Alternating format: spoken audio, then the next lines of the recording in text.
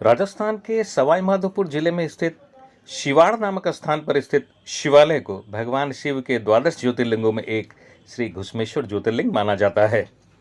भगवान शिव के 12वें ज्योतिर्लिंग के संबंध में कई कहावतें प्रचलित है। इस ज्योतिर्लिंग के स्थान को लेकर पिछले वर्षों में कई दावे और साक्ष्य प्रस्तुत किए गए, परंतु शिव महापुराण के प्रमाण से यह सिद्ध है कि मूल स्थान शिवाड़ राजस्थान ही है और यही 12वां ज्योतिर्लिंग है, महाराष्ट्र का घुश्मेश्वर नहीं। शिव महापुराण के अनुसार घुश्मेश्वर शिवालय में स्थित है और प्राचीन काल में इसी शिवाड़ क्षेत्र का नाम शिवालय ही था। यह घुश्मेश्वर ज्योतिर्लिंग भगवान शंकर का निवास स्थान है। शिवाड़ की सुरम में देवगिरी पहाड़ियों में स्थित यह मंदिर जयपुर से 100 किलोमीटर दूर है और कोटा जयपुर रेल मार्ग में इसरदा रेलवे स्टेशन से 3 किलोमीटर दूर स्थित है। इस ज्योतिर्लिंग के उपासकों द्वारा इसे भगवान के 12वें ज्योतिर्लिंग के रूप में मान्यता दी गई है, जो कि स्थान लोक कथाओं और पुराणों में निहित स्थापत्य और भौगोलिक तथ्यों से प्राप्त साक्ष्यों के आधार पर कहा जाता है। देश दुनिया में भगवान शिव के लाखों मंदिर हैं, लेकिन ज्योतिर्लिंगों का महत्व अलग ही है। इस मंदिर पर आक्रांताओं की नापाक दृष्टि रही थी। पहले महमूद गजनवी, फिर अलाउद्दीन खिलजी, पर जलहरी में अवस्थित यह ज्योतिर्लिंग ईश्वर की कृपा से हमेशा सुरक्षित रहा। घुश्मेश्वर ज्योतिर्लिंग प्राचीन काल से ही चमत्कारी रहा है। प्राचीन समय में घुश्मा के पुत्र को जीवित किया, मध्यकाल में गजनवी के सेनापति को मूर्छित किया, किसना खाती को पत्थर से वापस इंसान बनाया, खिलजी को भयभीत किया और आज वर्तमान में भी प्रत्यक्ष चमत्कार देखने को मिलते हैं। ये इस बात का संकेत है कि भगवान अपने होने का सबूत देते रहते हैं। एक सुधर्मा घुश्मा की कहानी आप सुन लीजिए। इसी घुश्मा के नाम पर इस ज्योतिर्लिंग को घुश्मेश्वर नाम मिला। कहानी है, प्राचीन काल में देवगिरी पर्वत के पास सुधर्मा नामक ब्राह्मण निवास करता था। उसकी पत्नी का नाम सुधेया था। उनके कोई संतान नहीं थी, इसलिए उसने अपनी छोटी बहन घुश्मा के साथ भी सुधर्मा का विवाह कर दिया। घुश्मा शिव भक्त थी। शिव की भक्ति के कारण उसे पुत्र रत्न की प्राप्ति हुई। सुधेया के मन में ईर्ष्या उत्पन्न हुई और वह बढ़ती ही गई। अंत में सुधेया ने घुश्मा के पुत्र की हत्या कर निकट के सरोवर में डाल दिया। दूसरे दिन जब घुश्मा पार्थिव शिवलिंगों का पूजन कर विसर्जन करने गई तो भगवान शिव प्रकट हुए और उसके पुत्र को पुनर्जीवित कर घुश्मा से कहा, देवी, मैं तेरी भक्ति से प्रसन्न हूँ, वर मांगो। तब घुश्मा ने कहा, हे प्रभु, लोगों की रक्षा हेतु आप सदैव इस स्थान पर निवास करें। जिस सरोवर में घुश्मा भगवान शिव के पार्थिव शिवलिंगों को पूजन पश्चात विसर्जित करती थी, उस सरोवर की तरफ भगवान शिव ने देखकर घुश्मा को वर दिया कि यह सरोवर शिवलिंगों का आलय हो जाए और तीनों लोकों में शिवालय नाम से प्रसिद्ध हो। मंदिर प्रांगण में और भी देवी देवताओं के मंदिर है। राधा कृष्ण, श्याम प्रभु, महर्षि वेदव्यास के मंदिर हैं।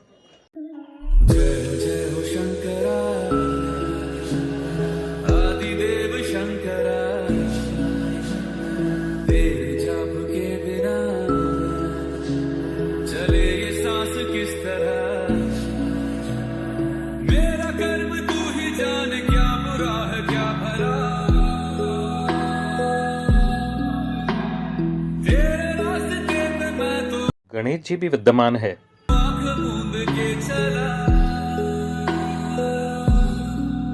नंदी के कान में क्या कहते हैं श्रद्धालु?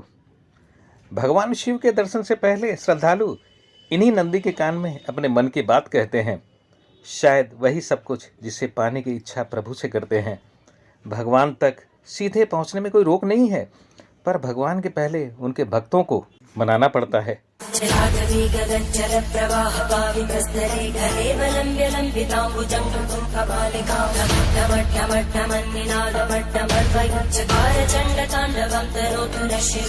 घुश्मेश्वर ज्योतिर्लिंग जलमग्न रहता है। इसके जलमग्न रहने का रहस्य क्या है, आइए जान लीजिए। द्वादश ज्योतिर्लिंग में घुश्मेश्वर अंतिम यानी 12वां ज्योतिर्लिंग है। यह बहुत ही तेजोमय है। जिस प्रकार चंद्रमा द्वितीया से बढ़ते बढ़ते पूर्णिमा तक जाकर पूर्ण रूपेण प्रकाशित होता है, ठीक इसी प्रकार सोमनाथ प्रथम ज्योतिर्लिंग से तेज बढ़ते बढ़ते अंत में 12वें ज्योतिर्लिंग में आकर महान तेज और ज्योतिर्मय हो गया है। साथ ही विद्युत शक्ति का भंडार है, इसलिए अति उग्र और भीषण है। यह सबको तत्क्षण भस्म कर दे अगर इसके चारों ओर जल का परिभ्रमण न हो। चारों ओर जल से अभिषिक्त होकर यह रुद्र मतलब रुद्र भगवान शिव के रौद्र रूप को कहते हैं। से शांत, सजल, सरल होने से शिव रूप में परिणत हो जाता है। इसलिए यहाँ शिवलिंग इस गोल जलहरी में है, ताकि शिव घोर रूप में न रहकर शिव यानी शांत रूप में रहे। ततो विराट जायत विराट पुरुष भूमि मधो पुरा तथा सर्वतः संपथम प्रगदायम सहुदा द्रव्या नारण्य ग्रामातयि संप्रमुक्त रिच सामानि जगिरे चन्नागम। विक्रम संवत 1885 में शिवालय सरोवर, जिसमें घुश्मा पार्थिव शिवलिंगों का विसर्जन करती थी, की खुदाई तत्कालीन राजा शिव सिंह जी ने करवाई थी, जिसमें प्रचुर मात्रा में शिवलिंग मिले, जिन्हें राजा साहब ने घुश्मेश्वर मंदिर प्रांगण में 2 मंदिर बनवाकर एक एक जलहरी में 22-22 शिवलिंग स्थापित करवाए, जो इस समय भी विद्यमान है। इसमें से एक जलहरी में हमने भगवान शिव का अभिषेक किया। यह कहानी यह बताती है कि शिवाड़ का सरोवर शिवालय, जिसका शिव महापुराण में भी शिवालय नाम था, यही शिवाड़ का सरोवर है। देव शंकरा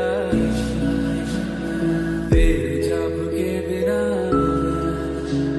चले ये सांस किस तरह, मेरा कर्म तू ही जाने क्या बुरा है क्या भला, तेरे रास्ते पे मैं तो आंख मूंद के चला। मंदिर परिसर के पीछे वाले हिस्से में देवगिरी पर्वत पर खालों को पाटकर कैलाश पर्वत का स्वरूप दिया गया है। पहाड़ पर सीढ़ियां बनाई गई, बिल्व पत्र के साथ साथ अन्य फूलदार महकते फूलों के पौधे लगाए गए हैं। तेरे नाम की जोत ने सारा हर लिया तमस मेरा। नमो नमो शंकर भोलेनाथ शंकर जय प्रियो नाम शंभो शिवाय। नमो नमो शंकर भोलेनाथ शंकर रुद्रदेव हे महेश्वरा। शिवाड़ का यह पर्वत वर्तमान में भी देवगिरी नाम से ही प्रसिद्ध है। इस पर्वत के पत्थर श्वेत रंग के दूर से ही चमकते दिखाई देते हैं, जबकि इसके चारों ओर के पत्थर मटमैले रंग के हैं। इन पर्वतों के बीच यह कैलाश जैसा दिखाई देता है। सृष्टि के कर्म से भी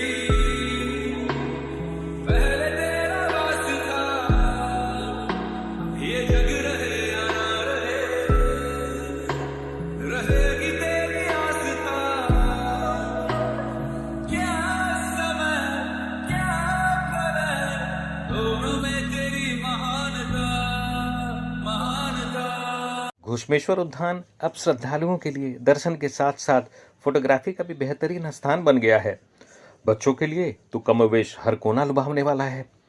देव दर्शन के साथ उद्यान में परिवार के साथ भ्रमण का मौका भला कौन चूकना चाहेगा। सीपियों की ओट में मोतियां हो जिस तरह, मेरे मन में शंकरा तू बसा है उस तरह। मुझे भरम था जो है मेरा था कभी नहीं मेरा। इस उद्यान की लाइटिंग के तो कहने ही क्या भाई साहब। रात को घुश्मेश्वर उद्यान में जगमगाती लाइटों से अलग ही दृश्य नजर आता है।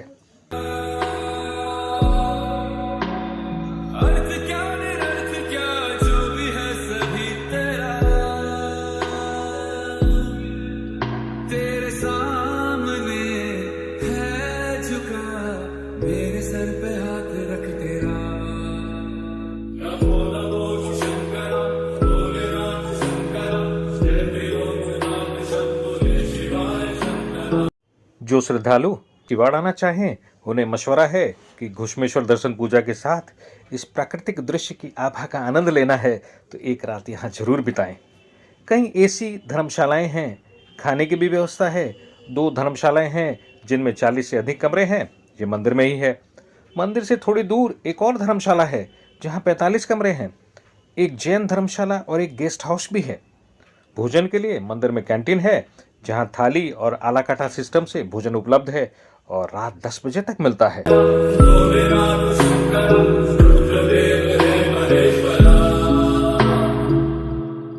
चंद्रमा ललाट पे भस्म है भुजाओं में, वस्त्र बाघ छाल का